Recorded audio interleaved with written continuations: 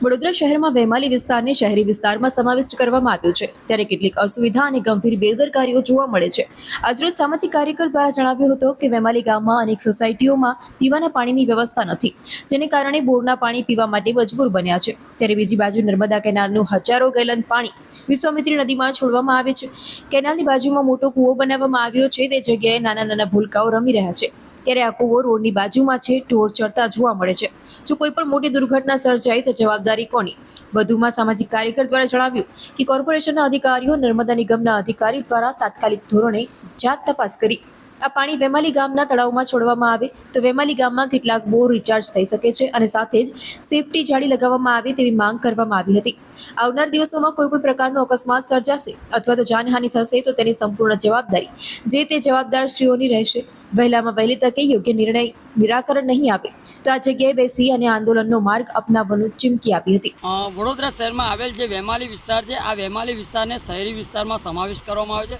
હાલમાં તમે મારી પાછળ તમે જોઈ શકો છો કે જે કેનલનું પાણી સીધું વિશ્વામિત્રી નદીમાં વહી રહ્યું છે અને જે લાખો ગેલન પાણી જે રોજનું આટલું પાણી છે વિશ્વામિત્રીમાં સીધું વહી રહ્યું છે।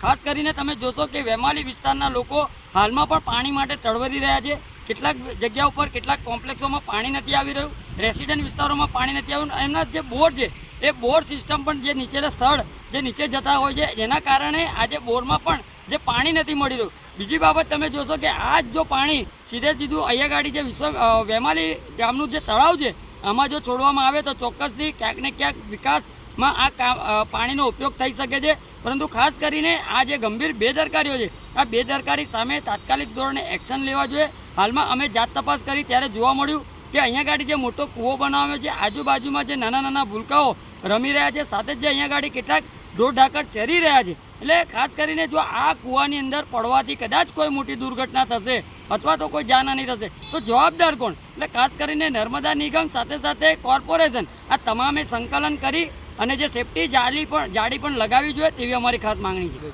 હા, ચોક્કસથી તમે જોશો કે વડોદરા શહેરની અંદર હરણી બોટ કાંડ હોય, સાથે અનેક જે કાંડો એવા બની ચૂક્યા છે કે વડોદરા કોર્પોરેશન સાથે જવાબદાર વ્યક્તિઓ કોઈ પણ જાતની શીખ લેવા તૈયાર નથી। પરંતુ જ્યારે કોઈ ઘટના ઘટે છે ત્યારબાદ તંત્રી મંત્રી અધિકારીઓ સાથે અનેક સામાજિક કાર્યકરો અહીંયા ગાડી આવીને રામધૂન કરે છે, બેસણું ઉજવે છે, સાથે કેન્ડલ માર્ચ યોજે છે। પરંતુ જેના ઘરમાં દીવો ઓલવાય ને સાહેબ એને જ અંધારાનો અહેસાસ થતો હોય છે। હાલમાં તમે જોશો કે અહીંયા ગાડી નાના નાના ભૂલકાઓ રમી રહ્યા છે અથવા તો જ્યારે કોઈ ગાય કે કોઈ અન્ય જે પ્રાણીનું ક્યારે મૃત્યુ થશે તો તેનો જવાબદાર કોણ? એટલે ખાસ કરીને અમારી આપના ન્યૂઝના માધ્યમથી હાથ જોડીને વિનંતી છે કે પાણી આવતા પહેલે પાર બાંધવી જોઈએ અને આની તાત્કાલિક ધોરણે નિરાકરણ લાવવું જોઈએ તેવી અમારી ખાસ માંગણી છે। પાછળ રહેણાંક વિસ્તાર પણ છે, શ્રમિકો રહે છે, શું?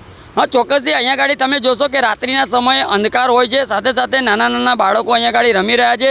સાથે તમે જોશો કે અહીંયા ગાડી રાત્રિના સમયે ખોટા કૃત્ય પણ ચાલી રહ્યા છે। એટલે ખાસ કરીને અમારી માંગણી એક જ છે કે જો કદાચ કોઈ પડવાથી કોઈનું મૃત્યુ થશે અથવા તો કોઈ જાનહાનિ થશે તો તેનો જવાબદાર કોણ? એટલે સંપૂર્ણ તકેદારીના ભાગરૂપે જે તે જવાબદાર વ્યક્તિઓને સૂચન આપવું જોઈએ। સાથે જે તે જવાબદાર વ્યક્તિઓને એક અપીલ છે કે આપના ઘરની અંદર પણ કદાચ કોઈ દુર્ઘટના ન સર્જાય તેની ચિંતા કરી અને વહેલામાં વહેલી તકે આ જે સેફટી જાળી લગાવવામાં આવે અને આ જે પાણી છે લોકોને પીવા લાયક થાય અને લોકોના જે કહેવાય છે સુખાકારી માટે વપરાય એ હેતુથી કામગીરી કરવી જોઈએ તેવી અમારી ખાસ માંગણી છે।